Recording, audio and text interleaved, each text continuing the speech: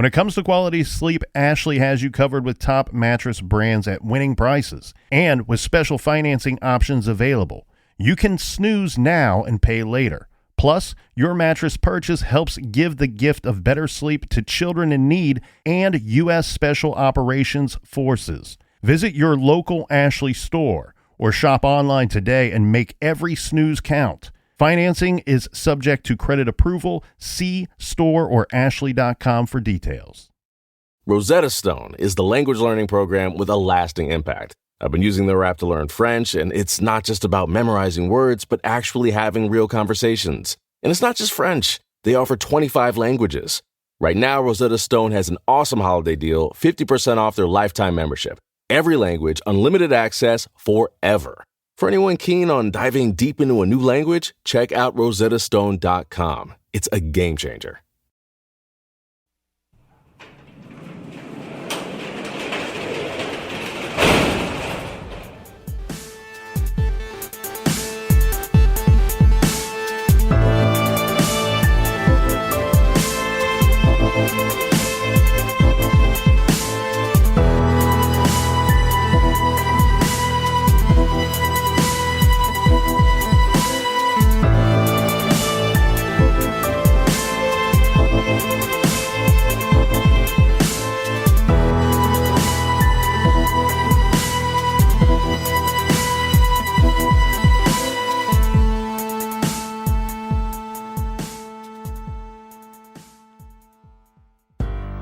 Welcome to True Crime Garage. Wherever you are, whatever you are doing, thanks for listening. I'm your host, Nick, and beside me is a man who likes his sugar with coffee and cream. He's the captain. Thank you. It's good to be seen, and it's good to see you, you beautiful people. Let me ask you a question here, Captain. If you had a little horsey, what would you name it? Hi-ho Silver. I thought you would say Paul Revere. The answer was Paul Revere. You failed. I always fail. Thanks for listening to the show. Make sure you tell a friend. It means a lot. And thanks to all the beautiful people that share our show on social media. We like your jib. Yeah, and we are here to do our second part of the Emma Fillipoff episode. So thank you for joining us in the garage. We are drinking Dirt Wolf by Victory Brewing Company, and we have a few more. And it's definitely not dirt. That's right. We have a few more people to thank for the beer for this week. I'd like to thank Robert in Elgin, Illinois. Robert suggests trying the great beers from Greenbush Brewing Company out of Sawyer, Michigan. He says that they are a great group of people making great beers. Robert, we will check that out. We also have Gio in Vancouver, British Columbia, and Karen, who is our friend in Glassboro, New Jersey. So thank you, Robert, Gio, and Karen. And if you want to buy us around for next week's show, or maybe you just want to buy me around and the captain doesn't get anything, that is just fine with us. Just put that in the donation That's fine notes. with you. You go to truecrimegarage.com and click on the donate button. Yeah, and for everything True Crime, go to truecrimegarage.com. Follow us on social media, Facebook, Twitter, Instagram, Snapchat, all that stuff at True Crime Garage. And thanks for sharing. And we like your jam. Yeah, and all of our old episodes and bonus episodes are available in the iTunes store and at our website, truecrimegarage.com. Go to the store page. So if you haven't listened to part 1 of the Emma Fillipoff case, go do so now and then come back and join us. That's right. That's enough of the business. Gather around, grab a chair, grab some more beer, and let's talk some true crime.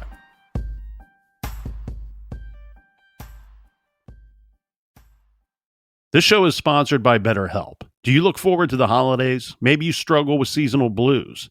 This time of year can be a lot, and it's natural to feel some sadness or even anxiety about it. But adding something new and positive to your life can counteract some of those feelings. Therapy can be a bright spot, something to look forward to make you feel grounded, and to give you the tools to manage everything going on.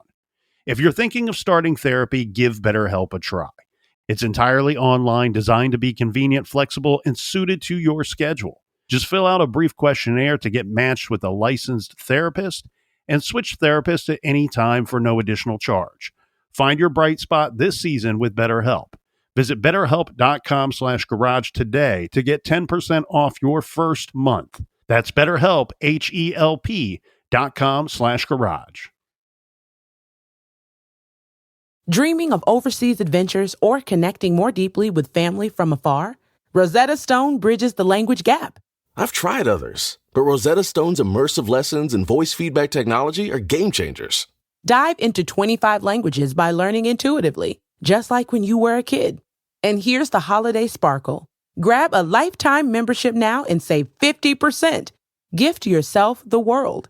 Head to rosettastone.com now and save 50%. You can live out your MasterChef dreams when you find a professional on Angie to tackle your dream kitchen remodel. Connect with skilled professionals to get all your home projects done well. Inside to outside, repairs to renovations. Get started on the Angie app or visit Angie.com today. You can do this when you Angie that. We have part 2 of our disappeared case. We are talking about Emma Fillipoff, who disappeared from Victoria, British Columbia. She was age 26. She disappeared November 28th, 2012. So we have a missing woman here, Captain, right? Mm-hmm. And some say she had been acting strange, and it also appears that maybe she might have been planning something on the day that she went missing. Maybe a move or a travel off somewhere. We don't know.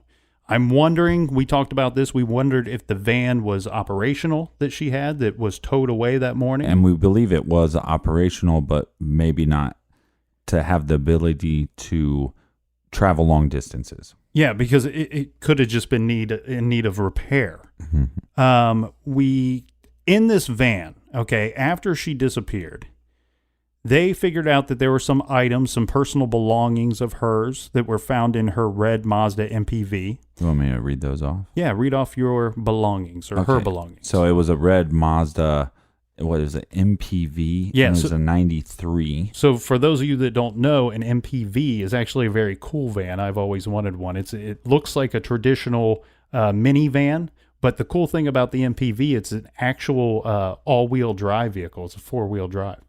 So in the vehicle, they found a passport, a library card, a digital camera, some clothes, a pillow, a laptop, and recently checked out books from the library. Yeah, she frequented the library. There were books that she had checked out, and they also found several of her journals.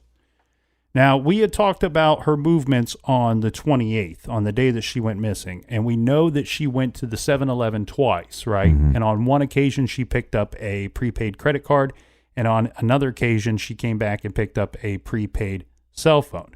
Now, what are the leads in this case, right? Where do we go from the point where she disappeared?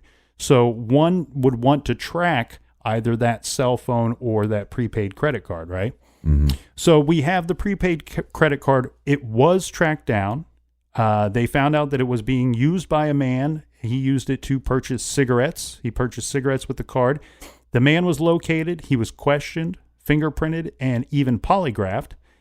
His claim is that he found the card in the street. This was about, I believe, 10 kilometers from where Emma had talked to police, where she was last seen. Yeah, it was around the hotel, I believe. Mm-hmm. And he had used it. He said he'd found it in the street, and because they questioned him thoroughly and they gave him the polygraph, they believe him to be totally honest about how he came about finding this credit card, or prepaid card. Yeah, this individual also contacted Shelley, and Shelley is Emma's mother. Shelley runs a Facebook group on, I don't know if she runs it, but she's very involved, Finding Emma Facebook group. You might want to check that out. But he contacted her basically saying, like, I told the police what I believe, mm-hmm. but I'm an alcoholic and I could have blacked out and I'm not 100% sure where I found this item at. He could have found it. Somebody could have gave it to him. He could have bought it off of somebody. Sometimes that happens. He even said that he could have got it from her. He doesn't know. That's interesting. And well, here's the thing with the polygraph though, right? If he's telling you what he thinks happened, he's going to pass the polygraph. I mean, if he just has no freaking idea how he got the thing, you can't catch him in a lie. He just doesn't know. Right. We don't know what questions were administered during that test, and but for whatever reason, I mean, it's probably started off where did you find the credit card? yeah, that's probably one of the questions. But for whatever reason, the authorities believe him to be as honest as he could be about how he came about finding the card. Now, regarding the prepaid cell phone, this cell phone has not been located, but according to the company, the phone has never been activated or used. Right. So that lead kind of dies down But there. I think I think where you're going with this, though, is that it seems to me that she was planning to leave based on getting the prepaid credit card and getting the cell phone. One thing that I would ask, I was going to say ask myself, but I would Go ahead, ask yourself. We'll wait. We'll all wait. I would ask anybody involved in this case, forever. Why do you need a prepaid credit card when she has a debit card that has access to just under $3,000? Is there something that you can't purchase using a debit card that you need to purchase with a prepaid credit card? Or is it just for the fact of you don't want that purchase linked to you? Right. Because you don't have to give a name when you buy a prepaid credit card. You just have this set amount that you can spend on whatever. That's an interesting point. I'd always wondered about that. Now, you talked about Emma's mother, Shelley. Now, we should point out that her mother stayed in the city of Victoria. And again, this is very far from Shelley's home. She stayed there. This is across the country. Yeah, it's a 45-minute drive. I don't know how long it takes to fly there. 45-minute drive. A 45-hour drive. Right, Sorry, right. It's across the country. It's part two. It's a little loosey-goosey right now. It's very late in the garage. But anyway, Victoria is where she was staying, and this is far from her home. She had pets, and more importantly, she had other children to look after. Some of these are older kids. But she stayed there to look for Emma and to help create awareness regarding Emma's disappearance. Yeah, so originally her plan was that she was going to stay for possibly 3 days. That was her original plan. I'm going to get my plane ticket, head out there. I'm going to bring my daughter home, or at least see what's going on with her, because she's been calling me over and over. So she gets out there, can't find her. They do the missing person report, and she figured, well, I'm just going to stay here for these 3 days, and she's going to turn up. After those 3 days, she doesn't turn up, and so she says, well, I'm going to stay a week. And she figured, I will be able to find her within a week. Doesn't find her within a week. I believe she ends up staying in that hotel for close to 3 months. Yeah, it was right around the 2 month or over 2 month mark. Now, but like you had said, she believes she's going to find her daughter, obviously, for several reasons. One, the authorities tell her, given her age, she might just be out with friends. She might just be, she's in her mid-20s. She might just be out partying somewhere. She may have tied one on and not come home, or not checked into the shelter. The other thing to think about here, too, is she was living somewhat of a transient lifestyle. She was staying on a houseboat or boats. I don't know how big these boats were, if you could even call them a houseboat, but she was staying on boats. Well, you should probably ask the captain. She had stayed at friends' homes. She had stayed in the shelter. And for all we know, she may have even slept a night or two in her van. In the tree house. Yeah. So she's living a transient lifestyle. She could turn up any day, and that's really what her mother expected to happen, but did not happen, and she ends up staying there for just over 2 months. And this is a sticky situation, right? You want to stay there, obviously, and look for your child. You want to stay and do anything you can, but you also have all these responsibilities at home, and you have others that need you at home, and it's just truly a terrible, terrible situation. Yeah, but this is your daughter. You're going to do anything that you can. Right. I think that's a given. Any good mother would. And I think she was doing, as much as she could, which I think, God bless her on that. And I think you have to remain hopeful. But I also think that the cops were, not only do we think that maybe she could have just went and hung out with some friends and she'll turn up, but most of the cops don't believe that there was foul play at this point. Right. They're thinking that, she either is hanging out with somebody or she went missing on her own terms. Mm-hmm. And we talked about the documentary that had come out, Finding Emma. And we should point out that came about because of her mother, Shelley, right? She got in contact with somebody at the CBC and explained her daughter's story to them, and they decided to cover it in this documentary. And it was because of this documentary, Finding Emma, that it created great awareness for the case. You know, it sent everybody looking for Emma, and this creates some leads at first. And the first one that it comes up with is a Emma Fillipoff sighting. This was somebody that had seen what he or she believed was Emma Fillipoff. Yeah, it was in a coffee shop. Yeah, and have you seen this picture? This was, yes, I have, and this was in nearby Vancouver. Yeah, but right, Vancouver, which has a huge homeless population.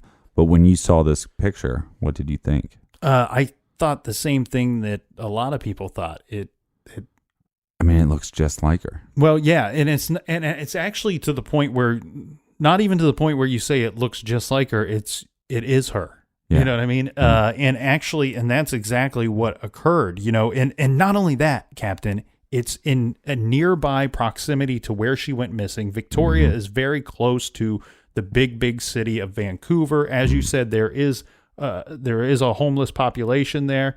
So there are people quite large living a transient lifestyle. You know, and I believe I call that the ultimate transient lifestyle. Here's the other thing, though. I'm not certain, but I believe that Vancouver is like the Las Vegas of Canada. Not with the gambling, but you know how like Las Vegas is considered. No, I don't know about that, but Las Vegas is considered like the culinary capital of the United States. You know, there's every expensive restaurant you can think of is in Las Vegas. And her having been a chef was interesting to me that she might find her way to Vancouver, where you could earn a good living doing that kind of that profession. And as you, but here's the thing too, it looks exactly like her. Everybody thinks that it's Emma, but not only that, it's of a woman seen in a coffee shop. She was known to have visited coffee shops. Well, that's not that far of a stretch. Everybody visits coffee shops. Yeah, but I don't stay at a coffee shop. I get in the aisle, I purchase something, and then I leave. But what I'm getting you're not at, as cool as everybody else. Quit sighing, because what I'm getting at here is that Emma was known to have sat in coffee shops and write in her journal. And stay there for a period of time. The person that said that they had seen her, and they said that she was in the coffee shop writing. Yeah. This looks like Emma. I think in the picture she's reading, but I'm not 100%. Yeah. But so it looks like her. Looks like her, and it's describing actions that she was known to have done. Right. So here we go. It's her. We solved it. We found her. But then here comes the wrinkle. Well, before the wrinkle, the Fillipoffs are shown the picture, and they say, like you said, it's over. The case is over. We found our daughter. Right? Now give us the wrinkle. Well, then the boyfriend of this girl contacts the authorities and says, "This is not Emma. This is my girlfriend," and that's basically it. Yeah, but they ultimately locate the girl and know that... Well, maybe it's not the boyfriend. I might have screwed that up. You did screw it up a little bit. Yeah. They end up locating the girl, and they talk to her. Well, no, she came forward. That's what it was. And I watched a lot of stuff on this, man. And it's not her. Unfortunately, It's not Emma. It's just somebody else that's cooler than me that sits in coffee shops and journals. But the next lead is this can only be described. There's a few different names for this next lead. Some people call it the missing poster man. Some people call it the green shirt man. I call it the green shirt man. You call it the green shirt man. I call it the weird dude man. This again is taking place in nearby Vancouver. This is about 6 months after Emma had disappeared. A man, of course, wearing a green shirt and jeans, enters a small store. Yeah, kind of boutique type store. Yeah, and he had removed a missing persons poster of Emma, right? And he's got it kind of like wound up or crumpled up in his hand. You can see it in Yeah, the still pictures. Right. I don't think they saw him remove the poster. He just had a crumpled up poster in his hand. And he pretty rudely told the clerk that the picture was of his girlfriend and that she was not missing and that she just wants to be left alone. That's the story that I get confused with the coffee shop girl. Yeah, and he's very rude about this, right? And here's the thing. The man, the weird missing poster green shirt man dude, he's not been located. You know, the authorities want to speak to this man. Well, let's go a little further because I might have some information that you didn't find. Fantastic. So there was, with this Finding Emma Facebook page, again, if you have any information, go check that out. But on their page, they were posting pictures of Emma or just posting different posts. So this bar from Vancouver liked one of the things, and it was talking about the post was about the green shirt man. We're trying to find this guy. And it was like a like, and maybe this bar, so the bar joined the group, liked this post, and at some point said, like, well, look at that, or something. Like the comment was, looky here, or something like that. And so, meaning, go ahead. Well, I don't know what it means. So did they post a picture? Like, are we supposed to look for something in the picture? They're just posting a comment. Yeah, they're just so the Facebook group posted a picture of the green shirt man. Right. On that picture, that this bar liked it and then made some weird comment.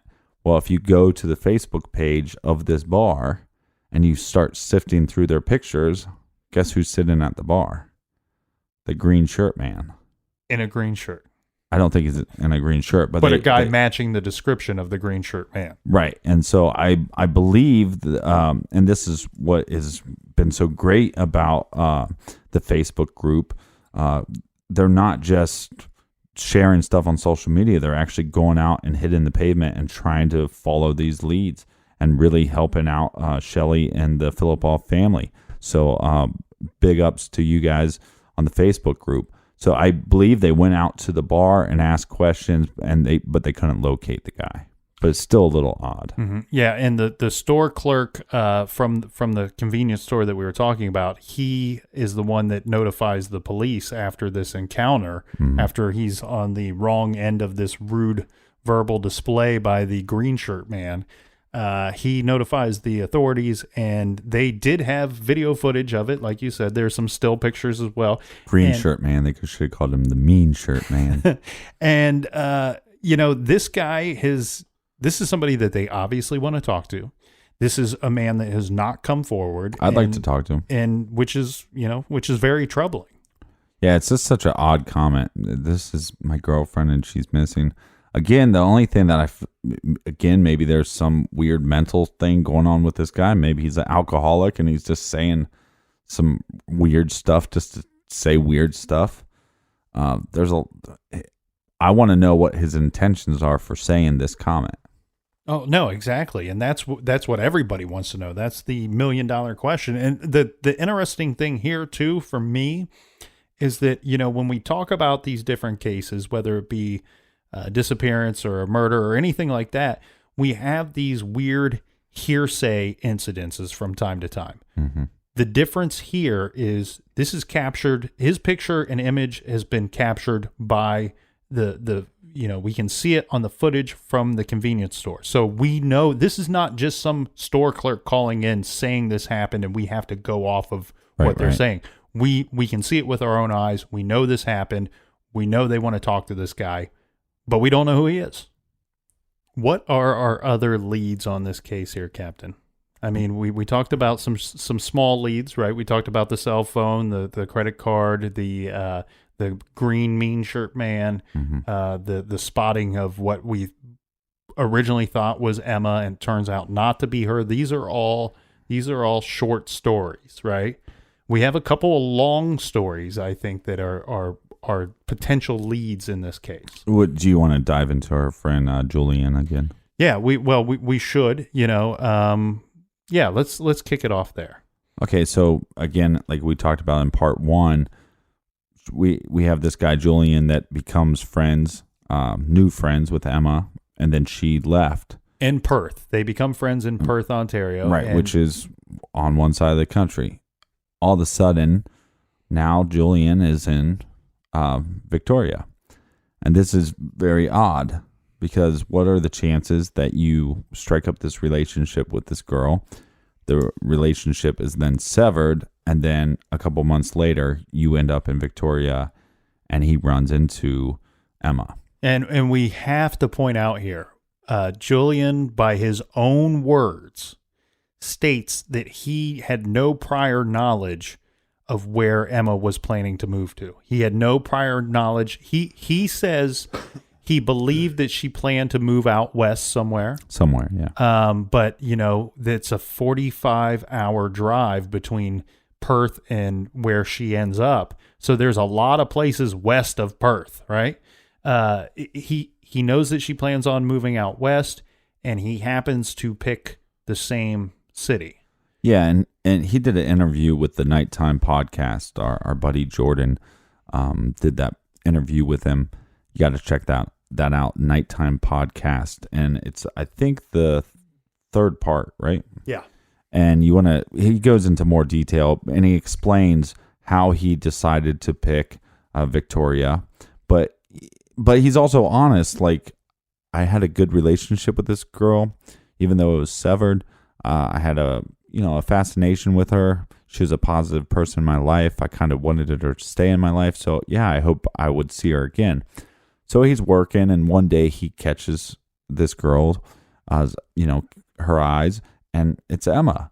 And they talk for a minute, and he's at work and he's on lunch break, and she says, "Oh, well, it was good running into you. We'll have to catch up." And she's asking about his work schedule and stuff like that. Yeah, he says that she is pleasantly surprised by by seeing him.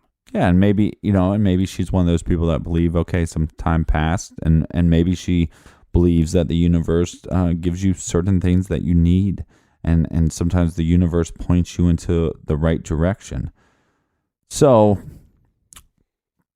anyways, that's at lunchtime. He says to her, and I applaud him, being a gentleman, "Hey, do you want to come back later and we'll catch up and take you out to eat?" And she says to him, "Well, I don't like to plan things out that far in advance." Mm-hmm. Now, I believe she was just saying that as a nice way to say no. But then he runs into her a couple more times. Now, and he says, we can only go off of his story. Based off what he said. There's two sides to the story. We only get to hear one. Well, there's three, but and the one side that we get to hear is his, and he says that I did not try to ask her for a number or where I could find her. I told her where I worked because it was just a couple doors down from where they bumped into one another. Well, and I think she asked, like, "What are you doing here?" "I'm working." Yeah, and he tells her, and that if you ever want to hang out or if you ever want to catch up with me, where I work, just drop in and ask for me. Yeah, and sometimes I think that's the best approach that you can have. I mean, you've had situations where maybe you're pushing the issue to have this friendship maybe too much. And so I think he was doing the right thing there, where he's like, okay, I still am infatuated with this girl. I still enjoy hanging out with her. I think he made the comment that these 10 minutes that they talked were like some of the 10 best minutes of his life. But who knows? It could just be great conversation. And that's something that I love. Well, go ahead. But whether he's still infatuated with her or not, it might be a great 10 minutes for him because he's in a new place. Maybe he doesn't know anybody yet, and he sees a familiar person. A friend. And not only that, somebody that he considered to be a very good friend that he obviously wanted to be long-term friends with. Right. And so then he claims that he runs into her a couple more times, but the next time he runs into her, she's definitely something's off. She's not pleasantly surprised to see him the second time. Yeah. But it's like weird because it's, and I don't want to go into too many details because there's so much stuff in that interview that you need to check out. But basically, the short end of the stick is that he ran into her a couple more times, and there was some kind of a friendship that went on. Now, what he told Jordan And the interview, which he never even told authorities, was he saw her the day of November 28th. Mm-hmm. And he saw her from across the street, and she had no shoes on. And, just like her other acquaintance said. And he thought something was up. But again, he didn't want to push the issue because he's done that before. So he just makes the statement to her, hey, if you ever want to hang out sometime, and he kind of talks to her, and he leaves. Now, where we go from here is that we know that Emma went missing. Well, then Julian gets involved in the group. Now, at some point, Julian sends Facebook messages to Emma's father, and then I think eventually sends Facebook messages to Emma's mother. But Julian gets involved in the search. Well, and even before that, he had sent a Facebook message to her father because there was a concert in Victoria that he wanted to go to. Right. And he was going to go. This wasn't something like he saw Emma and he was like, oh, I'm going to go to this concert. This was a concert he really wanted to go to. And he thought, oh, I have somebody here that I know. I could invite her. And I think, according to him, he says in the Facebook message to her father, James, if she gets in contact with you, or if you can get in contact with her, let her know I'm going to this concert. I have an extra ticket, and she could just drop by my store. Right. He works at like some kind of outdoor store. I don't know exactly what that means, but I was trying to sum it up quick because like it's a long interview and there's a lot of details, and so if you really want to dive in that, check out the Nighttime podcast. But so there's some weird stuff, and one of the Facebook messages he says that he was stalking. Now, this is coming from a guy that is French, so some of the choice of words that he uses are sometimes off, right? Mm-hmm. So it's interesting that he saw her the day she went missing, and then he gets a part of this group. Well, then this is where it gets weird, is because now people are going, this guy's gestures, there's some creepy stuff about it. Mm-hmm. And I think he's well aware of that too. And I think most guys have been in a situation where maybe you're a little too infatuated with somebody and you do some things that are borderline creepy, maybe borderline stalker, but you don't see it at the time. You just see, I like this girl. I'm a nice guy. You know what I mean? Like, oh yeah. He checks all those boxes. Yes. Yes. He checks all. So then as they can't find Emma, well, he becomes a suspect, and he then since removes himself from the group and has not really helped much in the search anymore.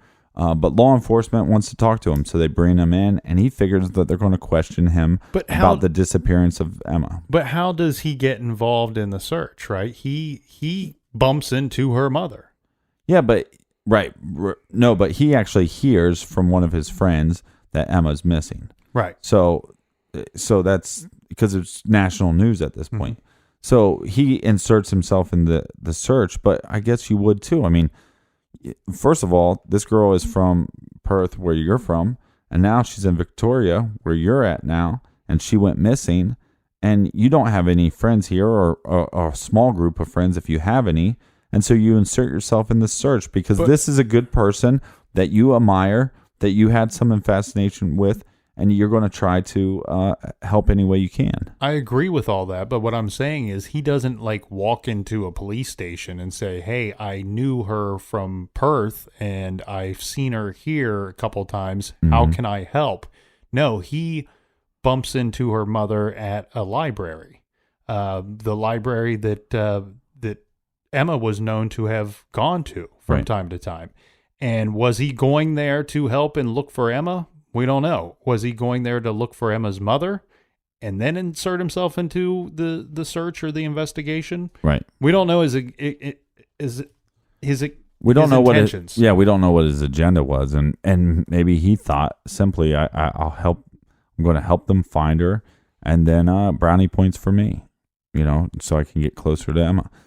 Look, I don't know, and some of the stuff he did was a little weird, and like I said, it borders creepy, it borders stalker. Some of it, it's like he's putting his toe over the line and kind of dancing. But anyways, they give him a lie detector, right? And he passes the polygraph. And he even states in the interview that I didn't think they were going to talk about murder. They were going to talk about her disappearance. Mm-hmm. And so when they started asking questions about, did you murder Emma, I think he could just kind of shut down altogether. Again, that said, once the Finding Emma documentary came out, he then went and had a conversation with Jordan, our buddy, doing a podcast. And I feel like if he had something to hide, that he wouldn't do an interview. Right. And it's a long interview. And what Jordan said was, I contacted him. I talked to him for about an hour on the phone. He didn't want to do the interview and eventually just called back and said, I'll do it, because he wanted to clear his name. So not only did he take the polygraph, but he also did this interview on the Nighttime podcast. And he was in the documentary as well. Yeah, he's in and that's the thing. He did some on-camera interviews for the documentary, so he seems to be helpful. And I know that here's the reason why the Nighttime podcast interview is a must listen, because it's a lengthy interview. It's extremely interesting, but very well produced. But here's the other thing, right? Mm-hmm. There are a lot of things that he says in there. Not our friend Jordan, obviously Julian, the suspect. Mm-hmm. There are a lot of things that Julian says in there that makes him sound very guilty. There are things in there that he says that make him sound very innocent. There's a portion in there too. I can't remember if it was right at the end or near the end of the interview, but it sounds like he's breaking down a little bit, like he's getting choked up emotionally. Emotions are coming out. Well, yeah. And I mean in a way of somebody that is truly hurt by the disappearance of this woman. Well, not only is he probably hurt that she disappeared, but he's also hurt that he's being, after this documentary came out, even though he was cooperative, he passed these tests, people are still pointing the finger at this guy. And I think that really bothered him, because he's just like, and it also bothers him too. I mean, think about it this way. People go, oh, well, you were her acquaintance. Well, I guess in definition, he was an acquaintance because they were only friends for a little bit of time. Mm-hmm. But they were building a friendship, and a friendship has to start somewhere. And he considered her a friend. He considered somebody that's positive in his life. And I think it's sad. And you can see some creepy stuff in his interview, but at the same time, he's opening himself up and he's allowing himself to be vulnerable. And he didn't have to do that. And I commend him for doing such. And I think it cleared up a lot of stuff in my mind, because as you start diving into the case, you start going, well, maybe this, quote unquote stalker guy. And we only call him a stalker. And most people only call him a stalker because in one of the emails to the father, he used the word stalker. Well, and that's how he's been labeled by others, by the general public. We don't mean to label him that. It's just, but law enforcement does not label him as a stalker. And and they don't know if he's even involved in anything. I don't think he is. I think... okay, that's fine. I think he's a little misunderstood. I'm with you on that. I think he's misunderstood. I think I don't understand him, that's for sure. And but he doesn't come off as... There is some sweetness in his tone and his demeanor. I agree with that 100%. But the thing that I keep kind of going back to here is, on a scale of 1 to 10... how weird is it that he goes from Perth to Victoria, and she's in Victoria? I mean, come on a scale of 1 to 10, that's at least a 9, right? That's very close to a 10. I wonder sometimes if it's just maybe he heard conversation in passing. So when he was picking, he was like, oh yeah, well, this Victoria checks off all these things on my list. Yeah, but he had also some reasons for going there. You're exactly right. Yeah, well, he had tons of reasons, and his current employer, when he was in Perth, had people that had rentals out there. So it was like, okay, well, now I know where I can get housing. He had a lead on a job, but I think there was something in the back of his head that, like, maybe this comment that Emma made, where if she was going to go out west, it would be one of these cities. Mm-hmm. And I think he knew that on some level and was just hopeful. I don't think look, I mean, it's a very difficult thing when you find somebody and you really enjoy their company, you really enjoy looking at them. It's a big risk. You got to open it yourself up to them and try to, and you have the fear of being rejected. So I don't know. I mean, there's parts to me that fit. There's parts when I'm listening to that interview that I just feel bad for him. Oh, definitely. Yeah, I definitely feel bad for him on some level. But, okay, here's another weird thing too, right? Shelley, Emma's mom, states that, the parents paid for Emma's flight to get her to Victoria. Mm-hmm. However, beforehand, she was so ready to go that Emma had purchased a bus ticket to ride out there. And Shelley believes that Emma would have walked around with this bus ticket in her back pocket, and that somebody that knew her may have been able to see that bus ticket, whether she had told anybody exactly where she was going or not. Right. Well, Emma and Julian were constantly taking walks together. So again, who knows? I mean, he could have seen something. Mm-hmm. But I don't think that makes him responsible for her disappearance. Circling back to Shelley Fillipoff. So, we said that she had worked very hard to find her daughter. That's not in dispute here. Mm-hmm. She put up posters. She went out on the streets. She was showing people pictures of her daughter. She was asking strangers and showing pictures to strangers of her daughter and asking them have they seen her? Do they know her? Well, she went on a podcast that wasn't famous. Yeah, and I mean, she was doing some crazy stuff. And like I said, I believe she was a big part in spearheading the idea for the documentary, getting that out on the CBC, which made this a national case. It brought national attention to Emma's case. There's a weird wrinkle here too, right, Captain? There's a drug charge. Yeah. We see a drug charge against Shelley. Mm-hmm.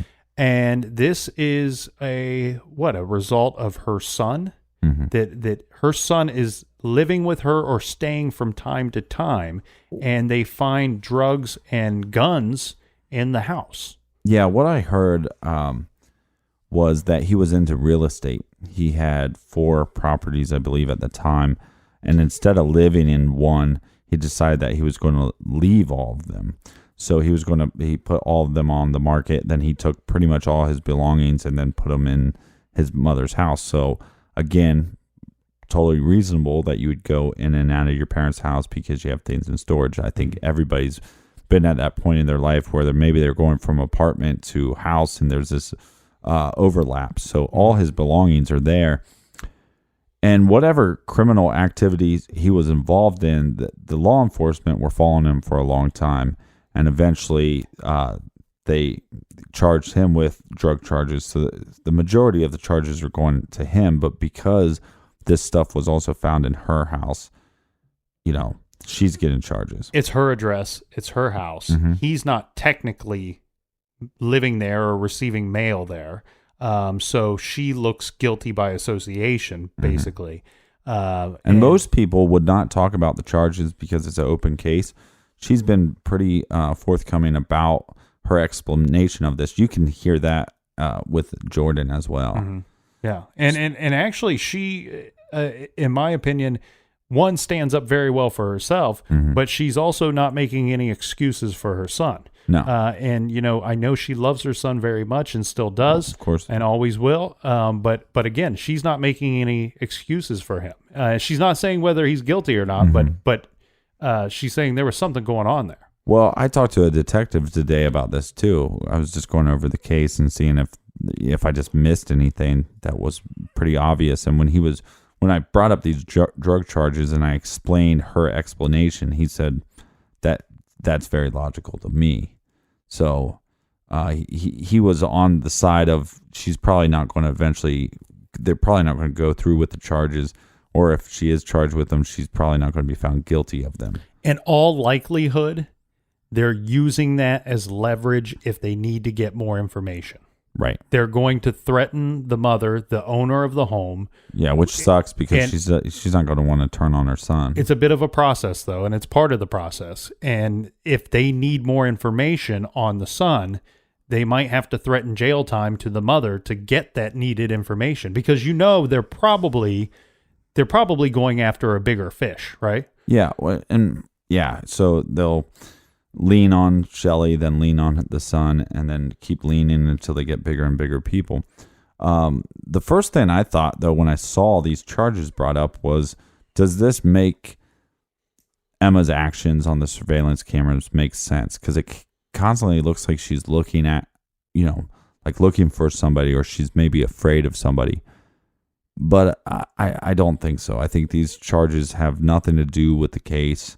I think it's just one of those weird things. When you have a missing person case, there's normally so little information of the events after, a little bit before, and then basically all you have to go off of is early childhood events, maybe some journal writings, maybe some pictures you found that aren't developed, and then it's just all this randomness. So I think because it was such big news in Canada that once these charges came out, it was like, oh, now the story gets juicier. But I believe that these charges have nothing to do with Emma's disappearance at all.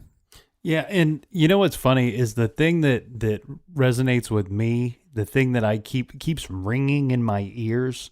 We had a friend of ours, a friend of the show, once tell us what? You don't get two coincidences in a disappearance, James Renner, or a murder case. You just in an unsolved crime, there's not two coincidences as a result of one person being involved.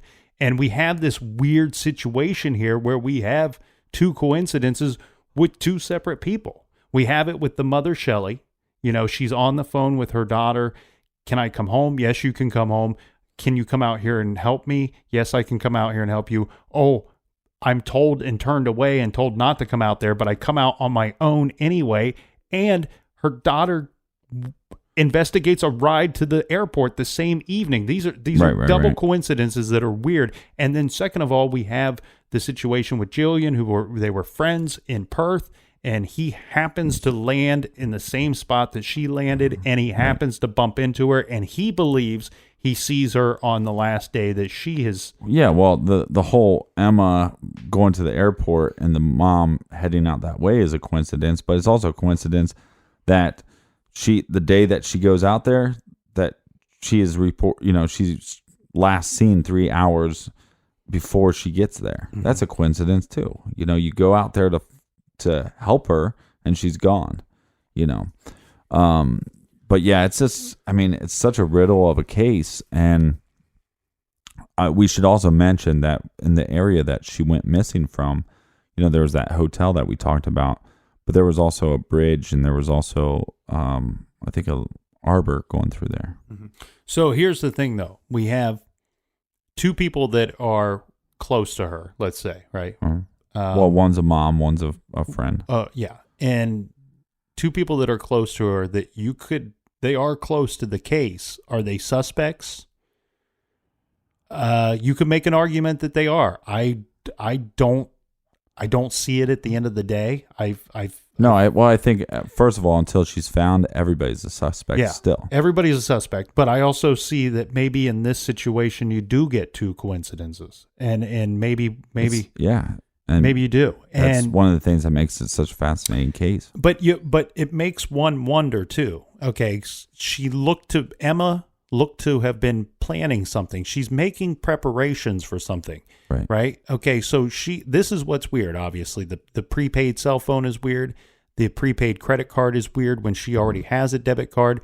Is she running from someone? Is she just running because that's her nature? Is she running because she thinks her mother's coming to town? Right. Is she running because she's bumping into this Julian guy that she doesn't want to see? Mm-hmm. That's a reminder of Perth, and maybe she doesn't want a reminder of Perth. Right. Is she trying to get away and also create no link to where she ends up? We do know that both those items were not used by her.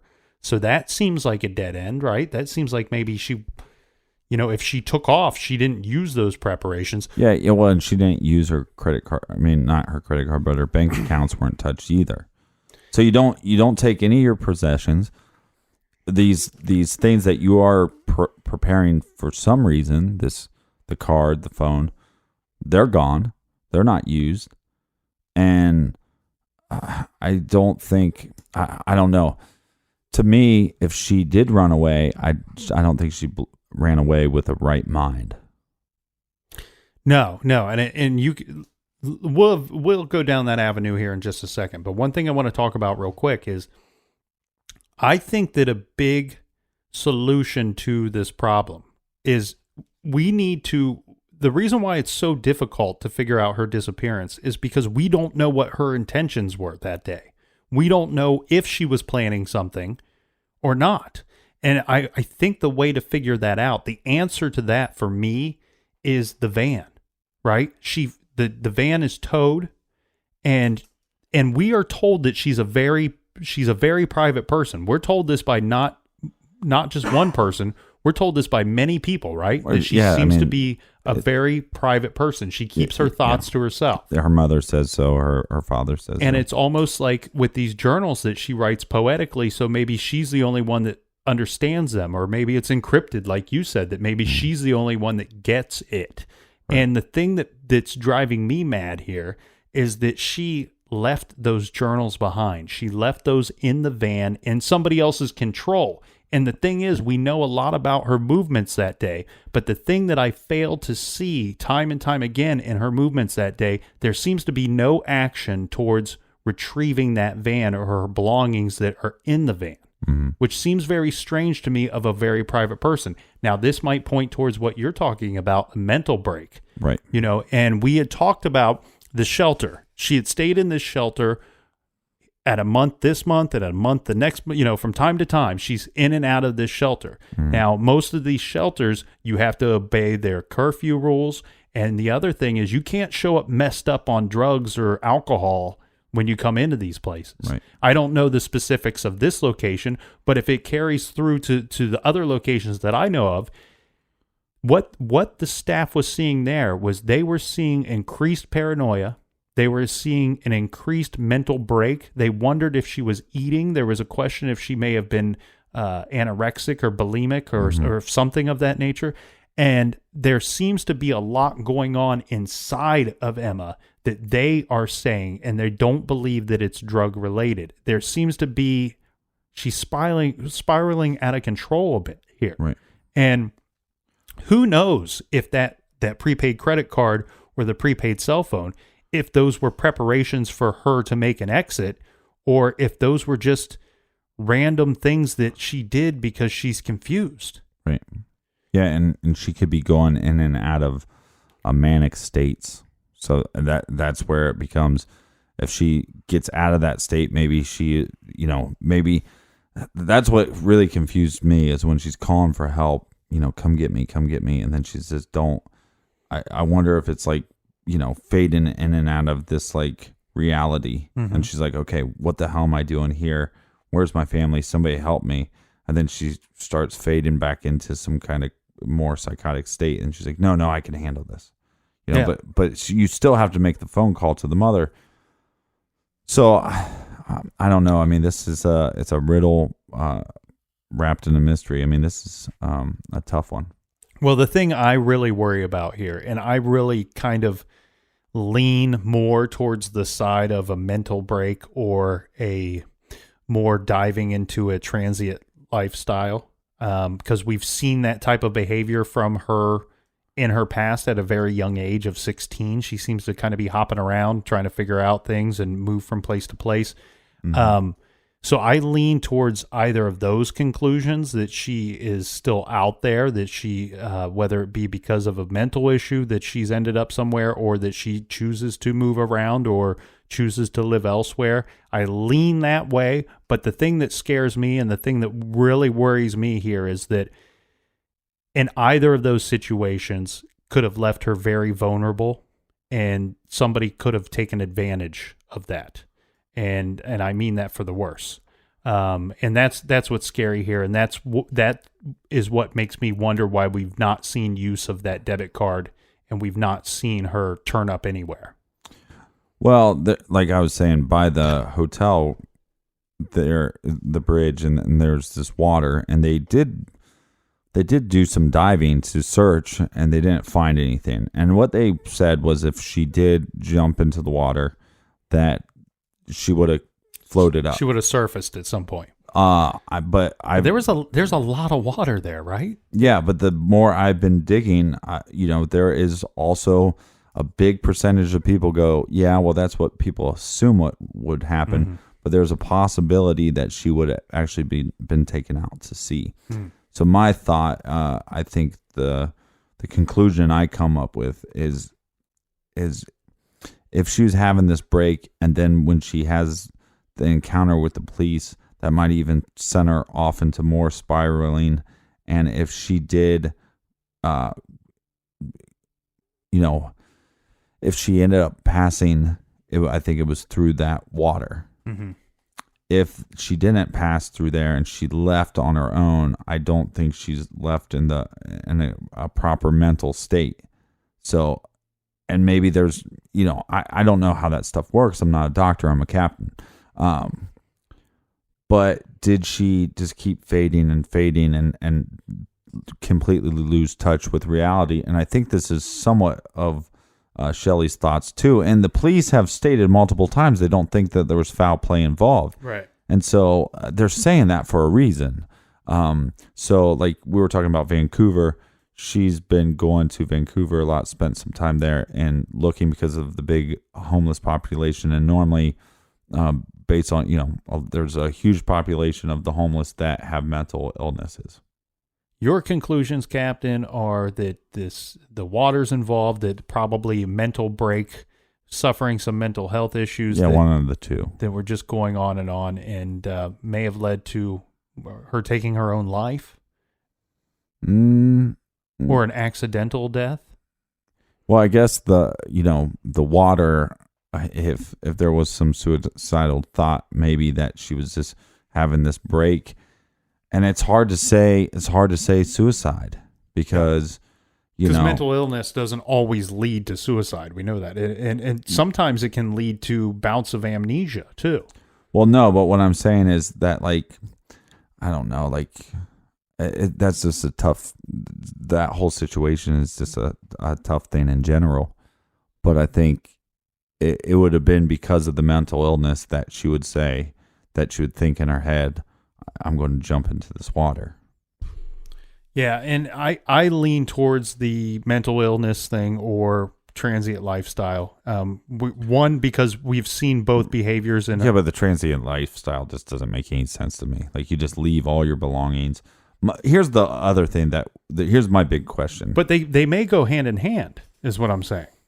No, I see that, but I think there's a big difference between being homeless and being a transient lifestyle. My big question, and I would like to know this answer, is when we brought up those selfies, the pictures with the selfies, mm-hmm. and we brought up that they found a digital camera in her van, right? They would have, hopefully somebody would have knowledge of which cameras she had. And I'd be interested if one of those cameras were missing. Because I think if she's going to take out on her own, I think that's the one thing she would not leave behind. You're saying she may have had multiple cameras, and even though there was a camera found in the van, that she may have taken another camera. Was there another camera? Yeah. Or was she just known to have this one camera and they found that one camera? Because to me, that's I could leave a lot of stuff behind, but there's certain items that I couldn't as far as an artist goes. Mm-hmm. It's just, when you go on vacation, I have to take a guitar with me. Like, I just have to. Well, that's my work, but I have to take, I can't go on vacation without a guitar. And the thing for me, Captain, that would present some answers to me and help me come up with a better conclusion would be, like I said, can anybody find any evidence that on November 28th that she was trying to locate her van, or because we know she had the money to retrieve it. And being a private person, I wonder about having those journals left in the van out of her control, what that would mean to her. So that's one answer that I need in this case. And there's many answers that need to be solved. It's a fascinating case. There's a lot of weird things that happened leading up to her disappearance, and it only left us with so many questions afterward. Yeah, really, I mean, we could have talked about another couple episodes. Yeah, let's stay here till Thursday. No, we don't have time for that. But the main reason that we're talking about this case is to try to help in any way we can. This case was big in Canada, but there has been, I've seen things where there's sightings in Vancouver. I've seen that there are possible sightings in Seattle. So anything that we can do to get the word out, and we're going to, like I said, post pictures and stuff, and hopefully we can just create awareness. Mm-hmm. And even though they found her passport in the van, her mother has always said that the United States would have been somewhere that she could have ended up. She could have easily traveled to the States. So we need to locate Emma Fillipoff. She was 5'5", approximately 90 to about 110 pounds. Mm-hmm. She had blonde hair at times, brown hair at times. Sandy blonde, yeah. And she would be 30 years old this year. And you can get more information at the Facebook page, Help Find Emma. You can get a better description there. There's also ways to report a tip. I would recommend, if you believe that you see her or you know her whereabouts, you can call 911. Anything that you can do to help, and check out the Facebook page, Help Find Emma. And also, as we post pictures of Emma, feel free to share those on social media to help spread the word so we can help Shelley and the Fillipoff family. I mean, because it's just a sad thing. And I know we brought up some questionable things about the family. That's just basically to cover the whole case. Mm-hmm. We don't think there's any involvement at all. Again, take a look, be on the lookout, do whatever you can, and let's help this family out. Thanks to all of you for joining us in the garage this week. Thanks again to our sponsors, and a big thank you to Jordan from the Nighttime Podcast. Yeah, check that out. Part 1, Part 2, and Part 3. He interviews Shelley and interviews Julian. And just keep doing what you're doing, Jordan. For everything true crime, go to truecrimegarage.com and make sure you sign up on the mailing list. And until next week, be good, be kind, and don't litter.